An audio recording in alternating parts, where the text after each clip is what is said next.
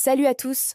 Aujourd'hui, je vais vous raconter l'histoire fascinante du Manekineko, ce chat porte-bonheur japonais qui fait partie intégrante de la culture nippone depuis des siècles.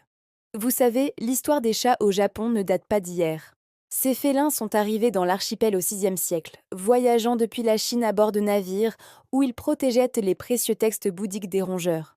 Mais ce qui nous intéresse aujourd'hui, c'est le Manekineko, littéralement le chat qui invite. Vous l'avez sûrement déjà vu, ce chat blanc avec sa patte levée qui semble vous faire signe. Ce geste n'est pas anodin. Il symbolise une invitation à entrer et attire la bonne fortune. Mais connaissez-vous son histoire? La légende la plus célèbre nous transporte à l'époque Edo, dans le temple Gotokuji de Setagaya, à Tokyo. Un moine vivait là-bas, seul avec son chat blanc nommé Tama.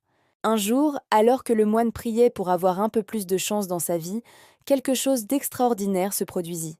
Des samouraïs, dont l'un était le seigneur local, passaient par là pendant une terrible tempête. Ils aperçurent Tom le chat qui leur faisait signe devant le temple.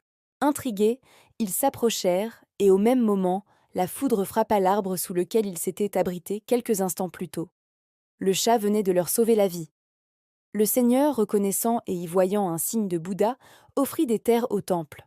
C'est pour cette raison que les Manekineko du temple Gotokuji portent aujourd'hui un collier avec une clochette, symbole de l'amour entre le moine et son chat.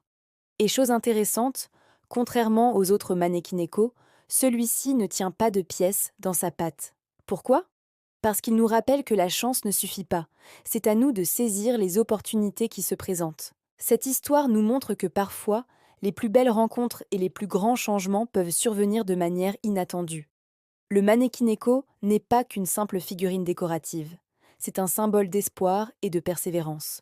Si vous avez aimé cette histoire, n'hésitez pas à liker cette vidéo et à vous abonner à la chaîne pour découvrir d'autres récits passionnants de la culture japonaise. À très bientôt pour de nouvelles aventures.